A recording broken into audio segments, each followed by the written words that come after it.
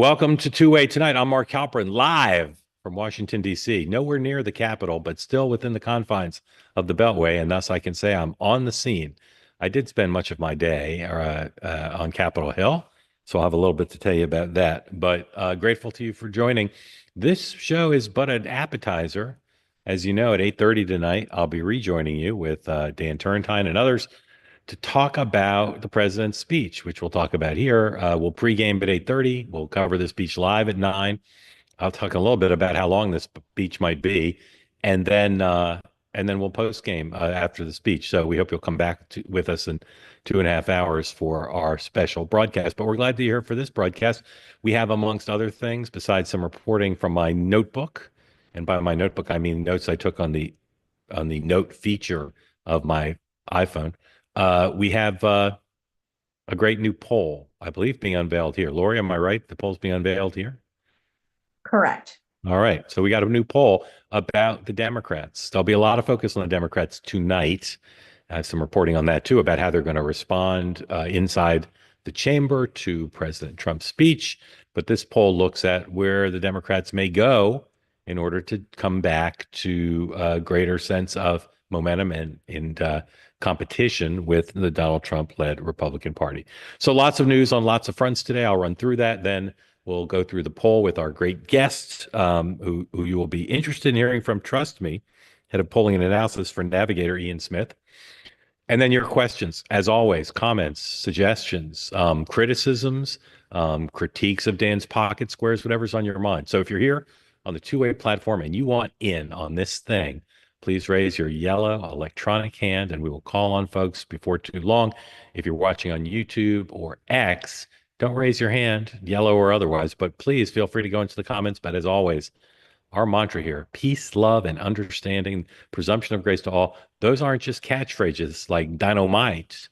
Those are the ethos around which this platform was built when it comes to political conversation about politics, government, campaigns, and people on the national town square. So please, if you're going to write stuff in the chat, don't write smack in the chat.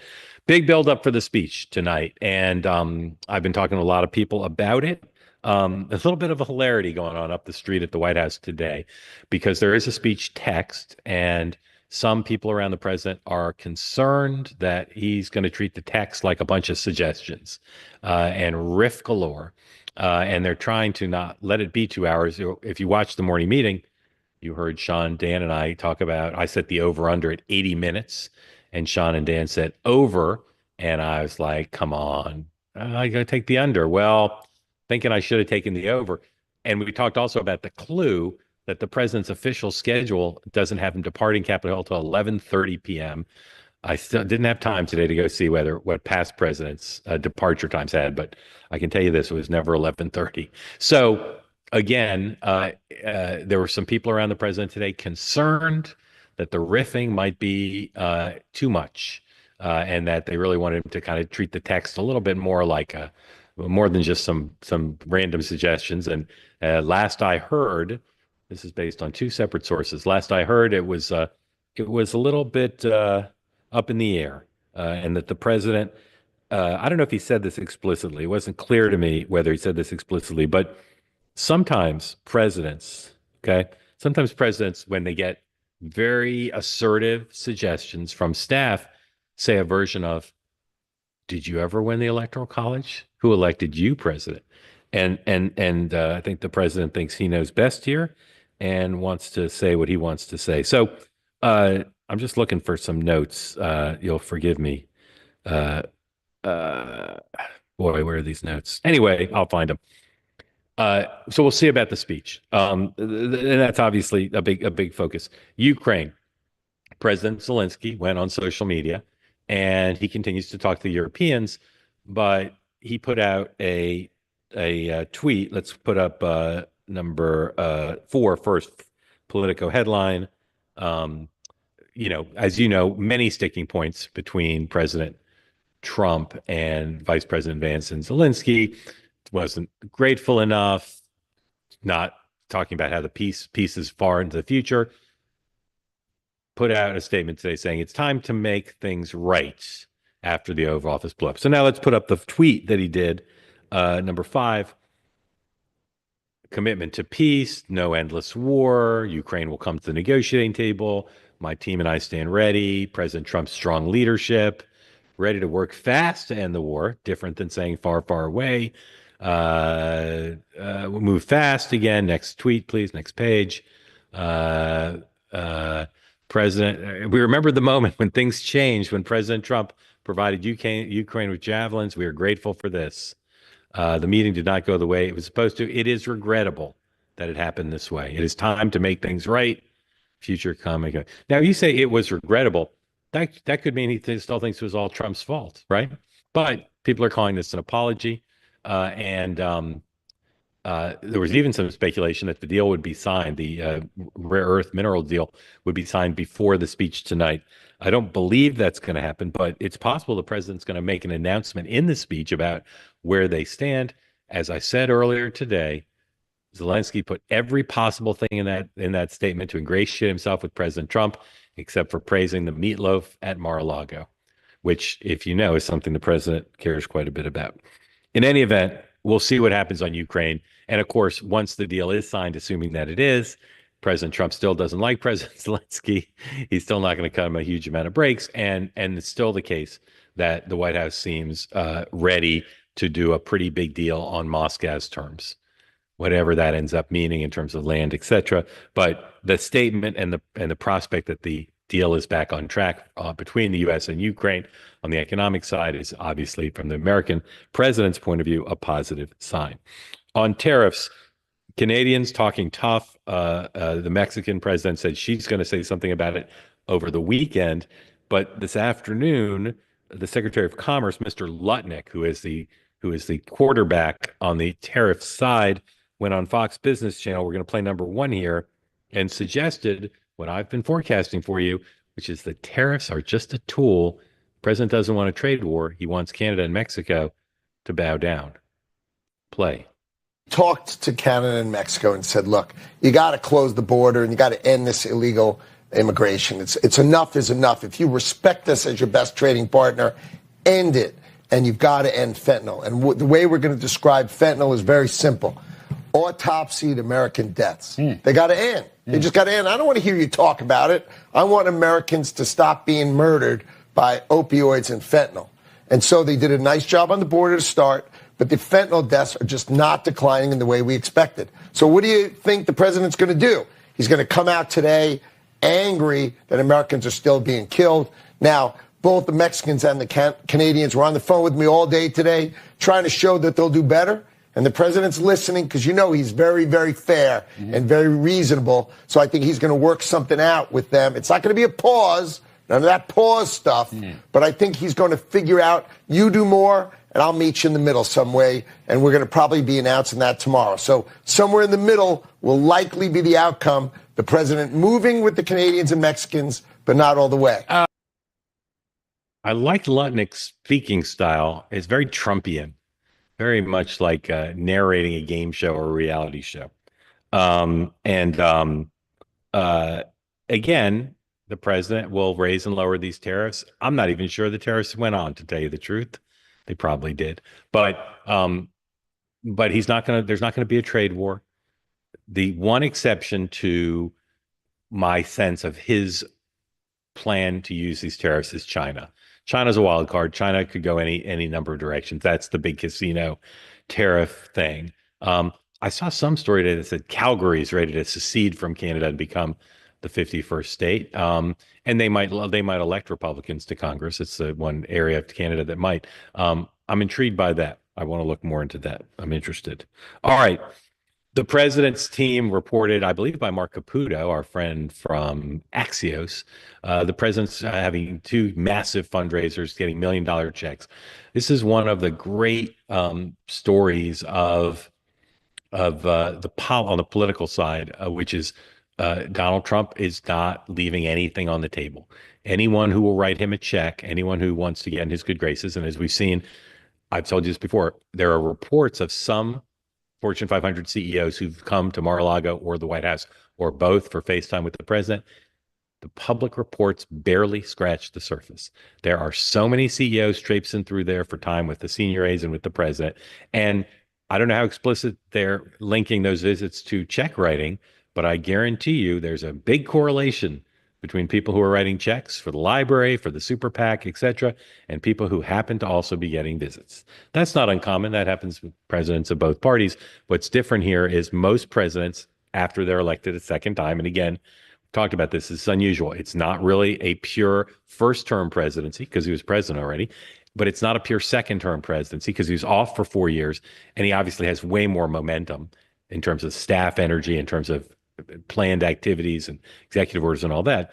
So it's not a normal first termer, not a normal second termer. And one way it's not a normal anything is most presidents in their second term stop focusing so much on raising money for themselves.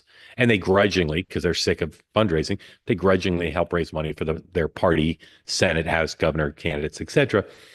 This guy is just, again, he's squeezing every orange for every slice of every drop of juice he can get. And so I read one account says he's going to raise $500 million this year for political activity. Now they can spend that on ads to influence legislation. They can help candidates in the midterms, et cetera. One of the ways we'll be able to tell who's serious on the Democratic side about running for president in 2028, and one of the ways we can tell who might have the capacity to raise money is who's signing DNC fundraising solicitations, who's signing fundraising solicitations for candidates who are up in 2026, and who's raising money, who's in demand to come speak. Typically, you go in, do a fundraiser, and then do a political event for whoever. We'll see. I've got some thoughts on that. Not a topic for tonight, but what we do know is even as a lame duck, Donald Trump, I think it's fair to say this, and I'd say the same thing about Vance as number two. Those two guys will raise more money between now and the midterms than any Democrats will. I think that's obvious, and part of that is the offices they hold, but part of it is, again, they're interested in raising money. And again, I'll do this as a little bit of an aside because I'm really trying to chronicle for you how Vance is different than the previous vice presidents of the modern era with presidential aspirations, which is Bush 41, Gore, and Biden, which is all three of those guys had presidential, when they were vice president, presidential political operations, who said stuff like, if you're flying to California on a political trip or a official government trip, no, you cannot meet with the president's donors, even though those people are, potential supporters of the vice president. That's not going to be true of Vance, as best we can tell so far. Vance is going to be empowered in part because the president is for him and he's been a team player, but also because Don Jr. and Tucker and others, Charlie, who are supporters of Vance, are going to, be part of a political constellation that says let him raise money. So there's going to be a lot of money raised. That's that. All right. Now on the Democratic side tonight, there are some Democrats I talked to up on the Hill today who are very worried that their colleagues are not going to listen to the admonition of Leader Schumer, Leader Jeffries, that they not make a scene. And we talked about it this morning on the morning meeting. Trump is purposely putting them in a little bit of a bind because he's going to talk about stuff that splits the Democratic Party. And they're going to have to decide, do they stand and applaud? Do they make a face? Do they boo? Or more? And I've talked to a number of Democrats who say some of their colleagues will bring signs, will bring maybe noisemakers, might scream out, might walk out ostentatiously during the speech. This is a extremely fraught moment on the one hand. On the other hand, the press will make a big deal of it, and certainly Republicans will make a big deal of it. But most of the country is not going to care what signs get held up during this speech. But there are long-term issues that the Democrats are facing about how to address what we've talked about here many times, which is who are their leaders? What are their issues? How do they take a stand against Trump? Where do they stand with the electorate? And so we are delighted to have with us tonight a gentleman who brings with him something everyone wants: more data. Welcome to Two Way, ladies and gentlemen, the great Ian Smith. Mr. Smith, welcome in. Thanks for having me. I'm excited to be here. Really happy to have you. Tell everybody, because not everybody will know your oeuvre. Tell everybody how you became involved in the polling racket, as I like to call it. Yeah, I like to think I'm slightly outside of the racket. I But use racket in a positive way, like the way the gotcha, British would. I didn't call it the polling gotcha. dodge. I love that. I Yeah. love that. Well, I'll start from the beginning, but make it quick. I fell in love with psychology. In high school, went on to get a bachelor's of science, in psychology at the great Frostburg State University, in Western Maryland. Um, and from there, in 2016, I took my entree into political work. Originally starting as a field organizer for Brad Schneider in Illinois 10, um, and going on to fall in love with data analytics and really getting the voice of the people heard to those who were kind of higher up, right? Polling and analytics is where we can take the opinions of many and distill it, for those making decisions. But I've been everywhere. I was data analytics associate for Cory Booker's presidential campaign. Most recently, polling and research manager, senior polling and research manager for the Kamala Harris campaign. And before that, and now I am director of polling and analytics for Navigator Research. And Ian, where'd you grow up? Queens, New York. Queens, New York. But I moved to Maryland right before high school. Okay. And Yeah. was your family super political? No, actually, my family, I'm a first generation American. My mom and my dad are both Jamaican immigrants. So my family's pretty apolitical, but my mom did get me into it. My mom worked on the Hill. I moved to DC with her as a single mother, and she kind of brought me into it. Those dinner table conversations over, some rotisserie chicken were political sometimes. All right, awesome. And tell people what Navigators does. What kind of firm is it? What kind of clients do you have? Yeah, so we are a public opinion research firm. We do our work for the benefit of the public, for the benefit of folks who want to see more kind of progressive ideology and policy in the movement. And I say progressive not in the kind of traditional sense that may be like super left-leaning, but generally we agree more with democratic policy. So we try to do our best to provide messaging guidance and, again, bring the opinions of normal people to folks trying to pursue that policy so that it can make the most sense for the most people. All right. Well, Ian, uh, uh, thank you for all that, and thank you again for coming. While Ian puts up the first slide, I'll let him take over and do that. Couple things. Remember, if you want to be in on the conversation, you're going to want to ask questions about this poll, I bet. Raise your hand to get in on the conversation if you're here on the two-way platform. And I'll remind you that this program is brought to you by the Bonson Group. The Bonson Group. It's a great organization who has seen fit to help us fund Two-Way Tonight. And at the end of the program, I'll tell you more about how you can get their newsletter and how you can join us Thursday night, 7 p.m., right after Two-Way Tonight, to learn more from David Bonson, one of the smartest people I know in the economy, about the tariffs and what impact they might have on you. All right, Ian, this slide is, as we say in the slide business, this is a very busy slide. We have a lot of busy slides. But I bet it's purposely busy.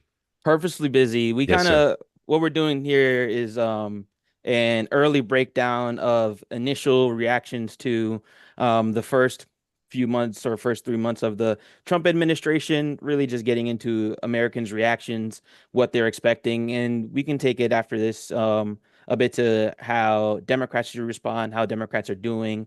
I have another deck if we want to get into it about Democrats' branding and positioning. All right, But and this is a poll of registered voters, correct. and the sample size is 1,000. Am I reading that correctly? 1,000 interviews conducted from February 20th to the 24th of registered voters. That's correct. So on a representative sample of registered voters. rolling basis. People That's always ask this. I'm not sure why. Do you know what the margin of error of this data is? Our margin of error is 3%.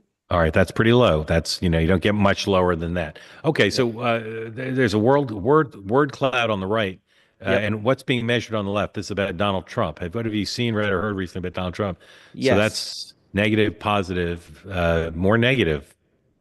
That's looks like. correct. So this is tracking from a month post-election till our most recent survey coming out of the field February 24th. You can probably see that this adds up to more than 100. That's because folks who say they've heard an equal amount of positive or negative, we're putting them in both positive and negative. But what we're seeing here is as time goes on, as the Trump administration settles in, more and more news coming out that folks are hearing is becoming increasingly negative as time goes on. What are they hearing? One, to acknowledge that this was conducted before the most recent episode in the Oval Office with President Zelensky and Donald Trump and JD Vance. Folks are hearing about DOGE largely and Elon Musk's work in the White House. So they're hearing about government firing, Musk and tariffs cutting, etc.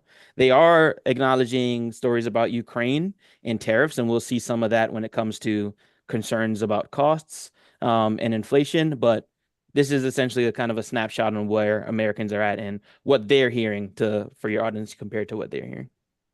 Okay, and did this poll have a purpose or agenda, or you're just trying to sample public opinion?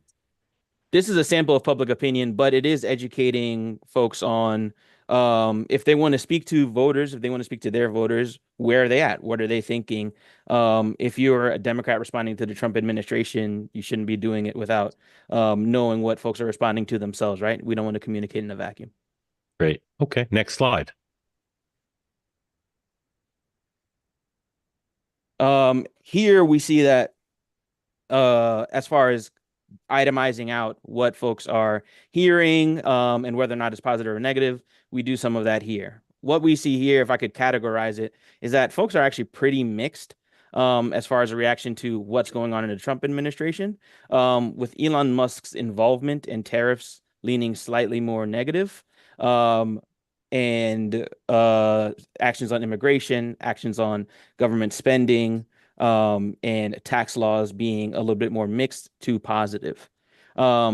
We also see here an incredible increase in polarization, something that we've been seeing since the last administration and even before that, where Democrats largely are negative on the early moves of the Trump administration. Independents are slightly negative, but a bit more mixed and unsure, and Republicans are largely positive here. Yeah, and just again to put a fine point on it, because I see some people asking, this is a poll to kind of probe where Donald Trump is potentially politically vulnerable. You're not tilting the data to answer that question, but that's the project here is to say, like, what are the things Democrats might profitably discuss where voters are not as sympathetic to Trump's point of view. Is that fair? Absolutely. Okay. Absolutely. Okay. So what you see here in bold is actually the question that the voter got. So if there's any wondering about like our methodology here, Yep. you are seeing exactly what the voter read when they answer the question, and our registered sample is based off of the voter file and directly matching on the voter file for folks who voted. What do they look like demographically, state makeup, political partisanship, etc. So there is no weighting of the data outside to anything but the truth. The questions are as you see here, but I will fully admit that the messaging side and how we utilize the data as far as strategic guidance will be more progressive leaning, if that makes sense. Yes, sir. Next slide. For folks who are looking forward to the Trump administration and what they want to see, what they voted on are his actions and his policies. And for folks who are supporters or approvers, they're happy with that right now. 60% of folks who approve of the job president is doing approve of it because of his actions and his policies. 15% say it's his character that is what's giving them that approval, that authenticity. Some of what you've seen in the Oval Office among his base did play well.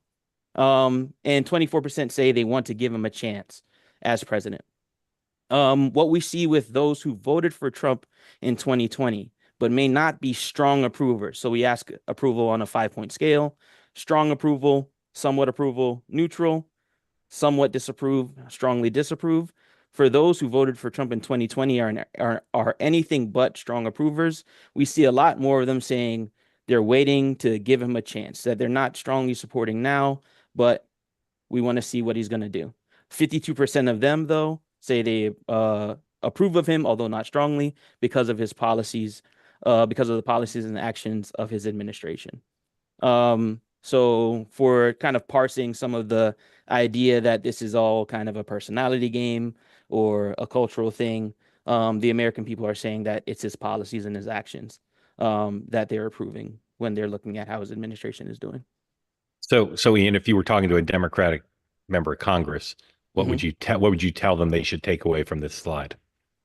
I would tell them that when they're talking to somebody who's specifically approving Trump and his actions, you might not want to lean in on kind of, I think what we leaned into a lot of in 2016, which was like the boisterousness, the norms breaking. If you're going to attack anything, attack the results, and not the show of it all for these folks. Some Yep. folks that show does kind of raise concern. It does give an air of chaos, but for the folks in this slide, that 60, that 52, that 71, they're not really worried about the personality.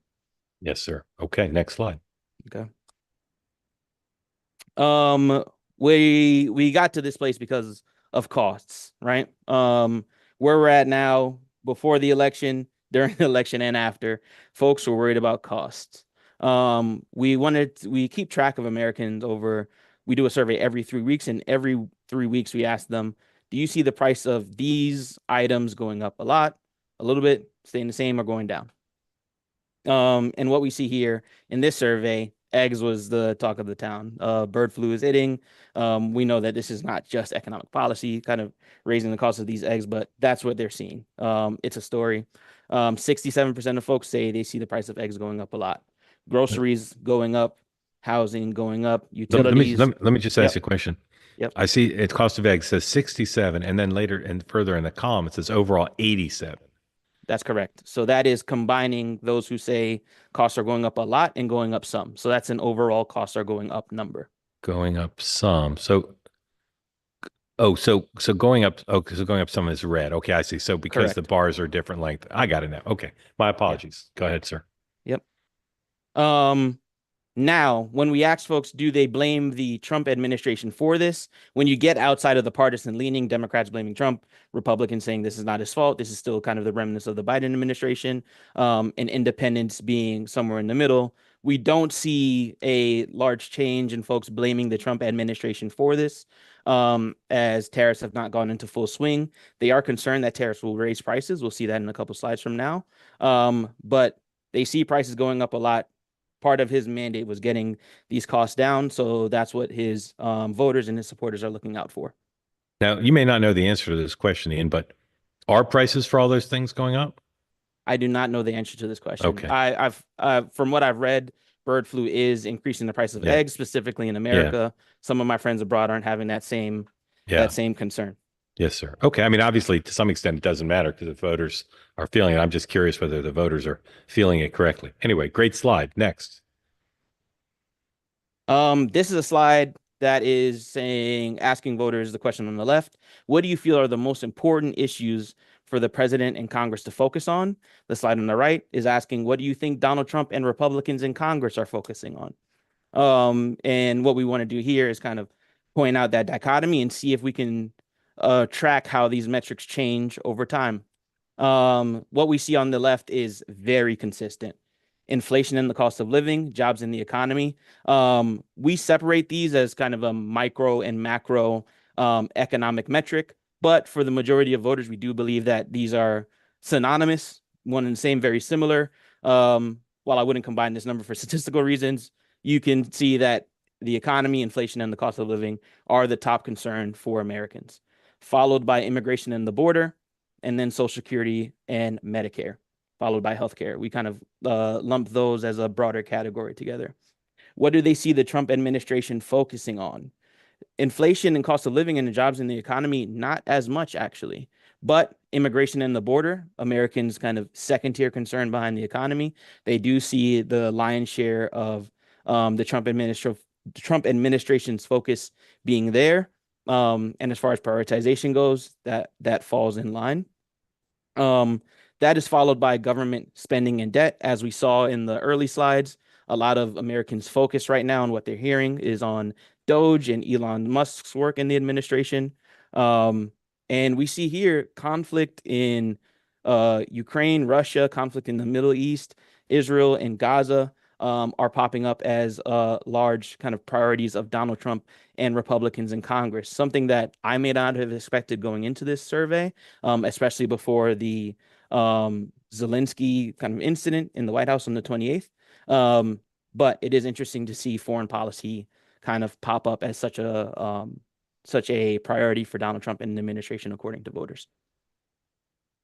Interesting. Good slide. Next. Okay.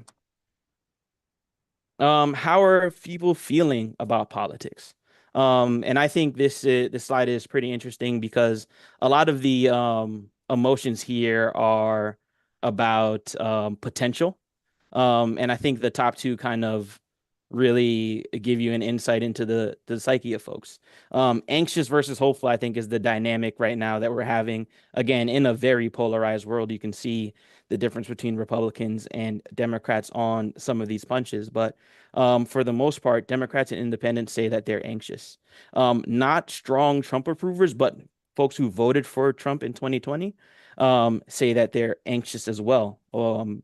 But followed by that, they're also hopeful. So that kind of wait and see crowd is popping out here in this data, as you can see on the right. But Republicans, they're hopeful. Trump supporters or Trump strong approvers, hopeful by 83-point margin. Republicans are also excited and relieved here, where Democrats and independents are a little bit closer here in this part of the questionnaire, where they're mostly anxious, feeling discouraged or exhausted. So even the emotions of the nation are polarized in this moment as well. And again, if you were talking to a Democratic member of Congress, what would you say was significant about this for them?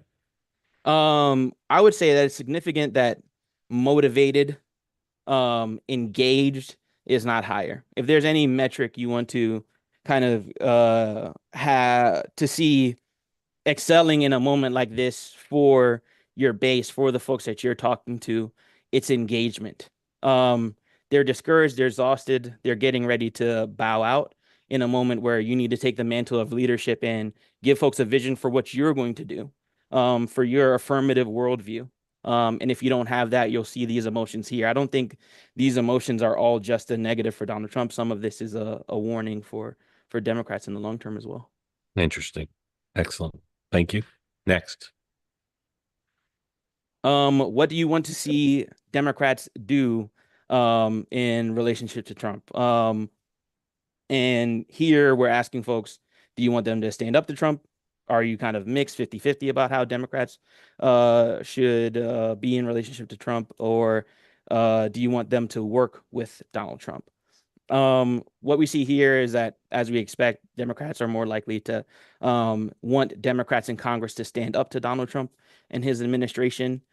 Independents are more mixed. Actually, a majority of independents here, if you add mixed or work with Trump, 53% say that they're not really sure, or they lean to Democrats working with Trump, where the plurality are pretty firm in wanting Democrats to stand up to Donald Trump. So the base and those who are winnable are pretty firm here in that they want Democrats to stand up to Trump.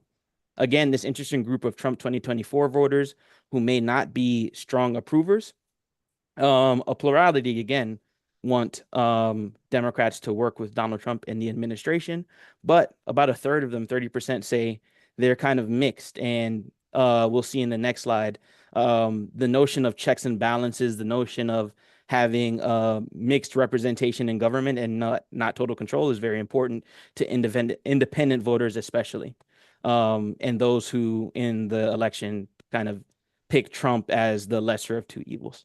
Interesting. Next.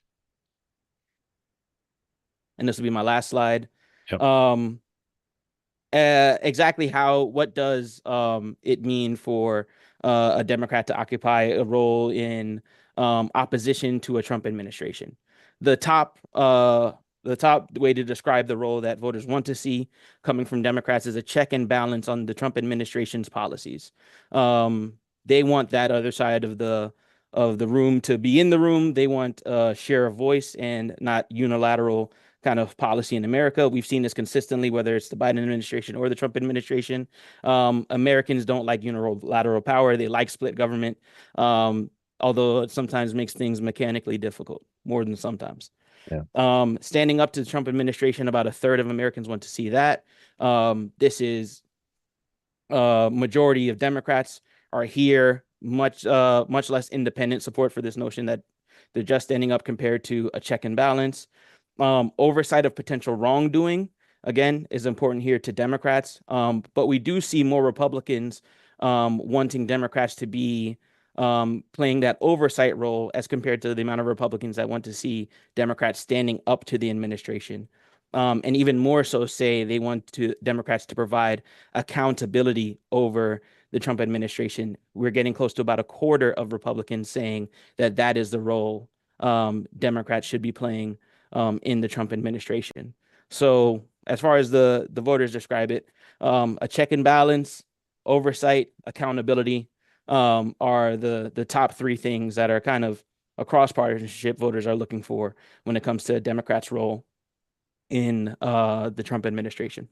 Super interesting. All right. Thank you for that, Ian. You can unshare. Again, if you want in on the conversation, want to ask Ian any questions about the poll or Democrats in general or any topic on your mind, please raise your hand. We'll get to you in just a minute. Ian, if you were asked, what's the most encouraging thing in that poll for Democrats, would you say?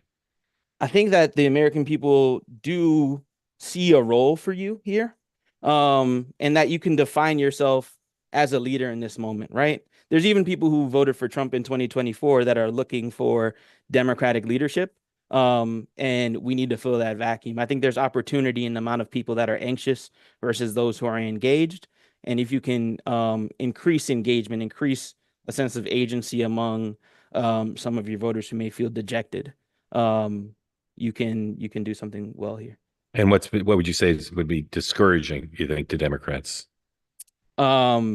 That same number. And some of the other polling that we've done, there's an overall lack of trust between the constituents and Democratic members, and a bit of a lack of guidance or leadership that they're seeing coming from them. So the opportunity is in the problem. Right. Last question, and then I'm going to open it up to folks, and you may pass on this one, obviously. Is there a Democrat you'd say whose current performance in talking about Donald Trump and about the issues matches up what this poll suggests they should be doing? Is there someone who's kind of a good template for how to do it right? I would say it's complicated. I don't think anybody is nailing it just yet. I think Democrats are still finding their footing. Part of us bringing this information to the conversation is hopefully helping provide some of that guidance. But I think there's a lot of answers to how to get there, and it's up to the voters to kind of decide what they want to hear. All right, Ian, love the poll. Really super interesting and interesting research. I'd say unique, at least from what I've seen. So we're grateful to you for bringing it to us here. And let's bring folks in. As always, tell us who you are, where you are, and what's on your mind. And we'll start with John after you unmute. Yeah, good evening. Ian, really smart information. I really appreciate it. So I've actually been in the newspaper business for 25 years. And a lot of times people say the newspaper industry, medias were biased, fake news. What I would say, my observation, I'm on the manufacturing side, is that we're censorious, meaning that in our coverage, we'll maximize the faults of those that we oppose, and those that we support will minimize it. Okay. It's very much, if you read the Gospel of Matthew, chapter 7, verse 1 says, don't judge. And then by the time you get to verse 15, the Bible says, now this is how I want you to judge. And what it's saying is, I don't want us to judge like a Pharisee, is what the Bible's saying is. Self-righteousness, having a moral superiority over others. So my question is, that was my premise. My question is, I'm waiting as an American where we'll just get sick and tired of it. We'll get sick and tired of lying about each other. And so is there any evidence as you're polling voters, where people are getting tired? Like you said, don't attack the person. You said attack the result as an example. Do you see any trend at all where people will start attacking ideas, debating ideas, versus attacking the person and saying things about people that are clearly lying? Great. for some political Yep. advantage. Great What are your question. thoughts about that? Great question, John. Ian, thoughts? Yeah, we've been seeing for, I would say, the last 5 years, a negative response, especially in our qualitative work when we're talking to voters and we're doing focus groups. There's a pretty negative response to personal attacks, to kind of hyper partisanship that seems cynical or contrived. And there has been an appetite to get back to what is a more policy oriented or centered conversation. But the complex catch-22 is that there's other results and there's data, and this is why kind of the negative ad is so powerful in political campaigns, that there is, despite what is said and the exhaustion that the voter is feeling, there is kind of this effectiveness empirically of a negative ad, of an attack, of framing your opponent in the most negative light possible. So I think we're in a complicated place where if somebody can demonstrate this ability to connect with this deeper policy that sometimes confuses voters, but gets them there and kind of creates a movement out of some of that ideology, I think we can do something powerful. But yeah, I agree that there is an exhaustion that is mentioned by the voters I'm there. conservative by nature, but I'll tell you, I really miss a politician like a Bill Clinton, who had the ability to lay out a vision. He was a successful governor, he was a successful president in terms of being able to balance a budget 3 years in a row. National debt was only $6 trillion when he left. When he took office, it was $4 trillion over a period of 8 years. But having a politician that can execute, and that's how I'll judge President Trump is, as you said earlier, based on the results. Yep. John, thank you so much, John. Grateful to you for coming in. Thank you. So a little breaking news from the Associated Press. Go ahead and put up the headline, please. It says the IRS is drafting plans to cut as much as half of their 90,000 person workforce, AP sources say. Now, drafting plans as much as half doesn't mean it's going to happen, but that'd be obviously a pretty big step. And Republicans have demonized the IRS and have tended to oppose empowering agents and bringing in agents, increasing the number of agents, which is something Democrats have wanted to do in order to collect what they say are underpayment of taxes. So you can take that down. And let me just ask, tons of public data, including the poll we did the other day on, or not the poll we did the other day, but poll we showed the other day on DOGE. Ian, just in general, what's your view of where public opinion is on the overlaying issues of DOGE cutting federal employees? Is that popular, unpopular? How do you see that now? Yeah, as all things, there's a bit of nuance in the approach of DOGE and how the public is reacting to it.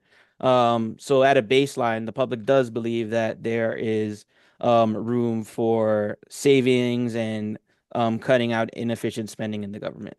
But when you ask folks whether or not they want to cut some of the programs that the government spends the most on, being Social Security, Medicare, Medicaid, there's almost no appetite to cuts for those programs. There's actually a yearning for more investment, as we found in early 2024 when we did a poll on some of these cuts.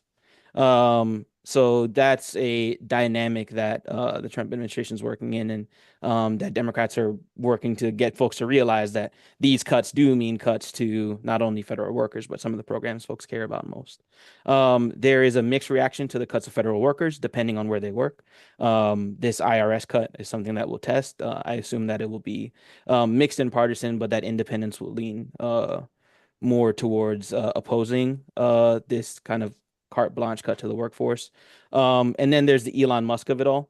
Elon Musk is incredibly unpopular, more unpopular than he's ever been to the overall electorate. Again, acknowledging that we're in kind of a partisanized space where Republicans are more favorable towards him, but independents and Democrats, he's dropped off in popularity. And there's a concern among the electorate that he has too much power in this administration.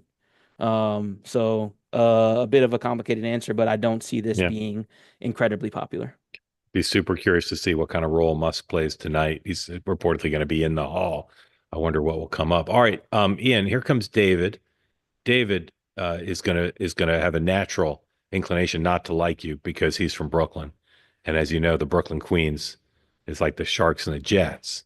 But David, if you can set aside your animus towards all things Queens for just a moment, do you have a question for Ian? I am so close to Ridgewood, the Ridgewood County line that, I could practically reach out and touch it. So, All right, and when you no use problem, no problem when with you, that. when you use airports, you often go to Queens. Absolutely. Well, there's the good airports are all in Queens. Yeah. Yep. Some of America's best airports, thanks to Andrew Cuomo, are in Queens. David, what's on your mind for Ian? I have to admit, I'm not a Cuomo fan, but he did a great job on LaGuardia. Okay. Okay. Well, Mark, I just wanted to say, just about the platform. I realized today that my two primary news sources right now are Two-Way and the New York Times. And I think you know which one I consider to be the most unbiased of those two. I appreciate And that. it's also the one with the least resources when you think about it. I mean, they have we could use some more resources. and you have what? But also, David, we're cheaper than the New York Times, more affordable, I should say. True. Yeah. Well, David, we're always happy to have you here. So I have a very quick linguistic point for everyone, which is that in the New York Times and other places, I assume all the media, the DOGE operation is referred to as cost-cutting, a cost-cutting operation. If you look at the headline, it says cost-cutting operation, whatever the news is today about that operation. And that's a nice short phrase. It's very sexy, and it's obviously playing very well. I mean, looking at the poll, it's starting to fray a little bit, but it's been successful. But I have a different definition of what they're doing. Unfortunately, my definition is like 12 words long and not 2 words. So, but if anyone would like to hear it. Go ahead. 12 words. Good. Go to it. Well, what I describe it as is a cruel assault on federal workers and agencies without respect to their performance. That's part one. Yeah. Part two is Musk, I say respectfully, David, Musk might take exception with that and say they're doing the due diligence on performance, but okay. Maybe. I'll circle back to that. Yeah. Second point is the destruction of agencies and programs that do not appeal to Elon Musk's ideological predilections. That could be true, although his ideological predilections are a mystery to many. Well, but I think if you look at,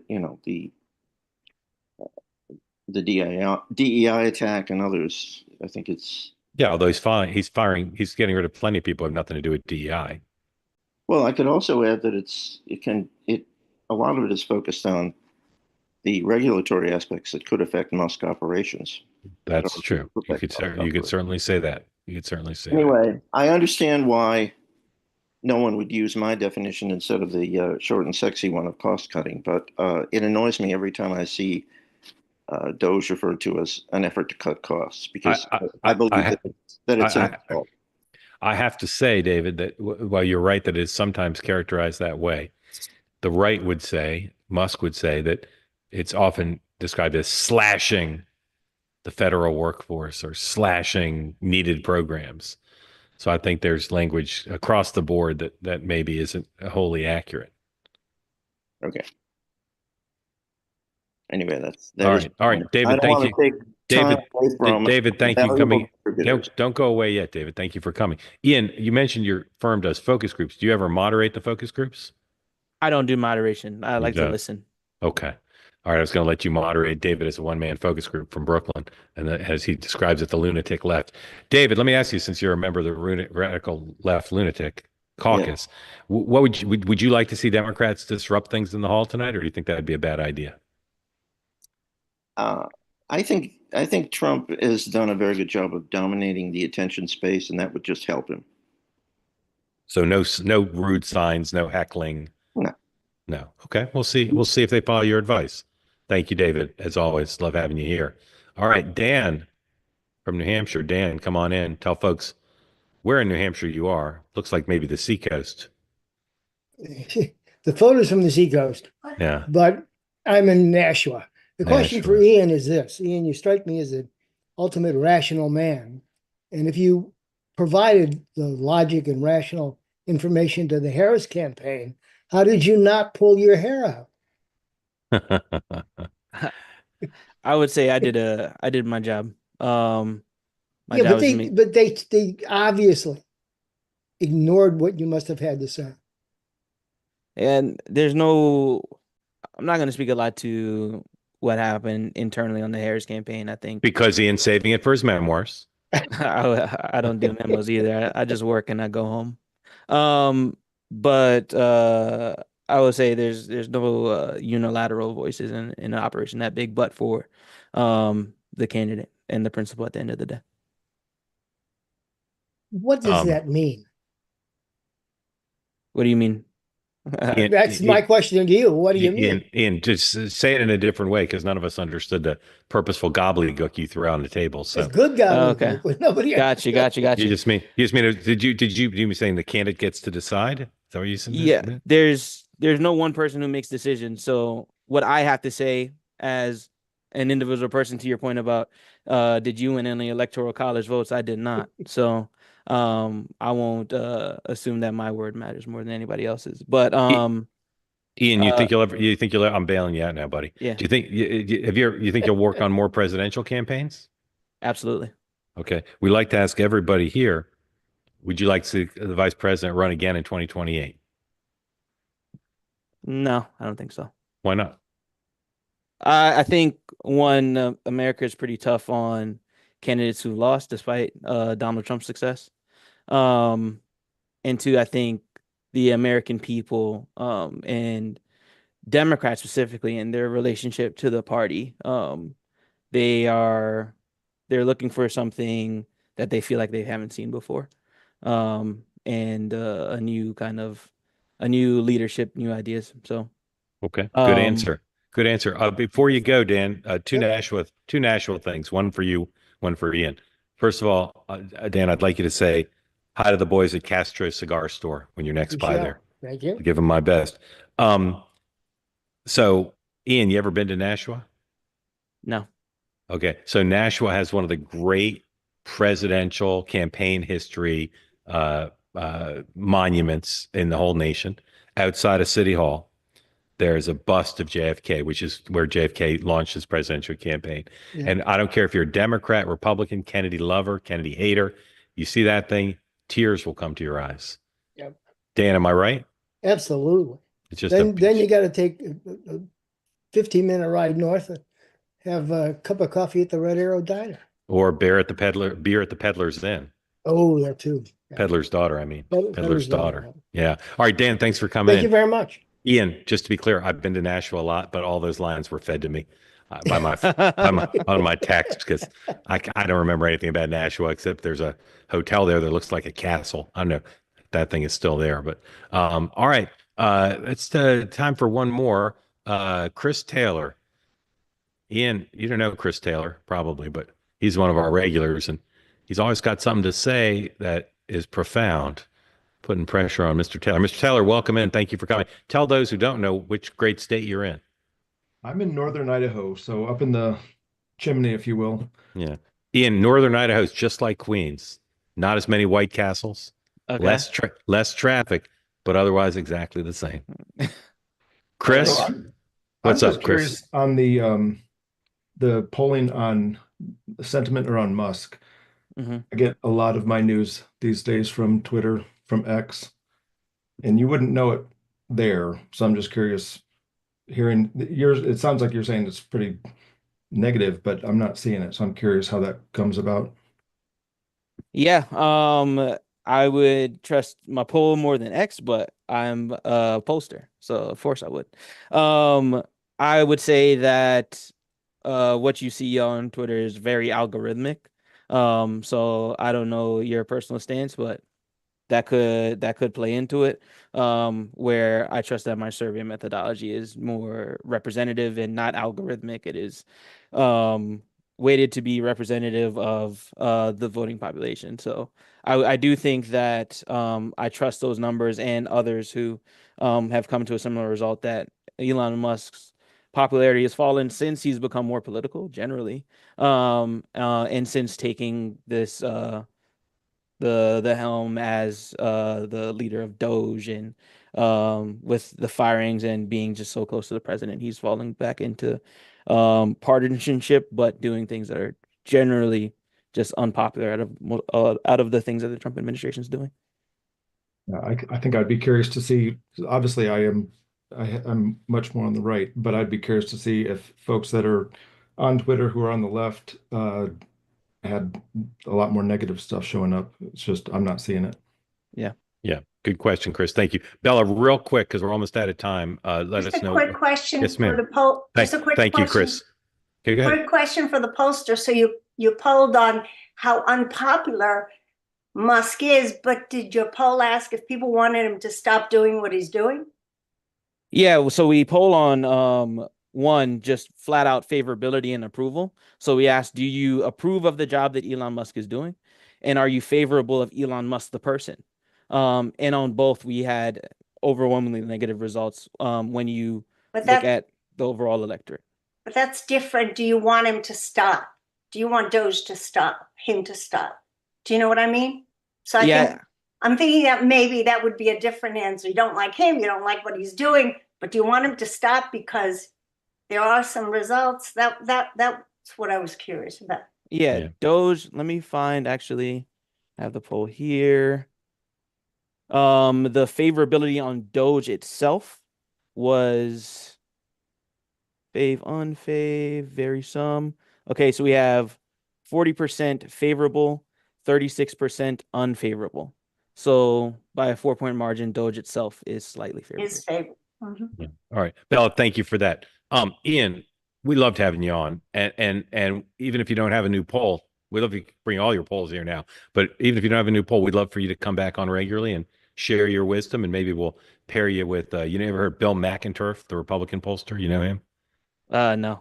He's a legendary Republican pollster. He's a little bit older than you, but I think you two would pair nicely, like cool. some hamachi sushi and Sancerre. So we'd love for you to come back. Truly enjoyed it, and the slides were great, and you're generous to make so much time for us. Thanks for having me, and right, thanks to your audience. Really engaged. Thank you. Come back regularly. All right. Some programming notes for you. Tonight, in an hour and a half after I have some sushi, which is why I made the sushi reference, we'll be back at 8:30 Eastern time. Go to my Substack, go on Twitter. You can find out how to join, whether you want to join on X or on YouTube or here on the two-way platform. 8:30 to the President Starts, which will be a little bit after 9. Hogan Gidley will be here. Dan Turntine will be here. Take your questions. Love to talk about the speech. There's some more developments coming about the tariffs. We can talk about that, whatever you want. And during the speech, you can watch with us. You'll see the speech. It'll be on the screen. You'll hear the president. But during like breaks with applause, whatever, rather than just sit silent, we'll, what I call mystery political science theater. We'll kibitz a little bit with what's going on. We're not disrespectful, but when there's a break in the action, you'll hear from us. And then when the speech ends, President Trump's going to linger on the floor for like 4 days. So we'll have plenty to talk over. Hopefully we'll be able to hear that audio. But we'll take your questions and comments. And again, you won't see this anywhere else. We have our quad split, where we can show the different networks. We'll bring that up and we'll say, well, what does Britt Hume say? What does Rachel Maddow say? We'll also be going around Twitter, and some of you will help us with that. There you go. So we'll sample that. We'll move the audio around, and we'll be on Twitter, and you'll send us tweets that you see, and we'll get a sense of not how real America's reacting, because that'll take me flying to Green Bay tomorrow, going to the diner, but we'll get a sense of how the pundit class is reacting and how political people are seeing it. I expect a very animated and energized speech, and I'm going to probably be wrong on the over/under. Okay, so that's tonight, 8:30 Eastern time. Please join us. Then tomorrow, 9 o'clock Eastern time in the morning meeting. Then Megan's show. Megan's show is on tomorrow night because it's on Mondays and Wednesdays. Megan has 2 great guests tomorrow. Selena Zito, one of the best political reporters in the country, Pennsylvania-based, writes brilliantly about all things Pennsylvania, but she's a great reporter. She's got a book about she was there when the president got shot in Butler, and so she'll be on. And then Jennifer Say, who is a big favorite of Megan's, former professional athlete and an advocate for women's sports, as you may know, it's a huge issue for Megan. And so watch that. And then I'll be on at 6 o'clock Eastern time tomorrow night with two-way tonight. Our sponsor, as you know, for this program is the Bahnsen Group. Sign up for their newsletter. There you go. Dividend Cafe, the Bahnsen Group's Dividend Cafe, free newsletter, tell you stuff about the markets and give you insight into the firm, which does investment for personal wealth. Strongly recommend you sign up for the newsletter. Some of you already have. I've already gotten feedback from folks saying, as I do, it's a great way to keep up with what's on the economy. Meaning, or remind me, let's check where the markets closed today. Another day where markets were not pleased with the tariffs. And so you can see all the Dow, S&P, NASDAQ all down today. People say Donald Trump's obsessed with the markets. He is concerned with the markets, but it certainly doesn't alter the trajectory that I keep telling you is going to happen, which is he's going to remove these tariffs as quickly as he can, or at least limit them. Then Thursday night, after 2A tonight, David Bahnsen himself will be here. Again, David is a friend of mine. He's one of the smartest people on the economy I know, and we're doing a private event for members of the 2A community. You can join, go to 2a.tv/TBG, the Bahnsen Group, and just sign up. It's free, and David's going to talk about how tariffs are going to affect the world economy, America's economy, and potentially your own household. So please sign up for his newsletter and join us Thursday night, a way to get David's content for free to understand his vision of markets, which is really keen. So thank you for that. I'll see you at 8:30 Eastern in an hour and a half. If you notice a little bit of soy sauce drip here, or maybe my tie will be stained, it's because I'm going to be eating quickly. And I hope you all have good dinners, and I'll see you in an hour and a half right here on Two Way. Thanks, everybody. And again, thanks to Ian for the great poll.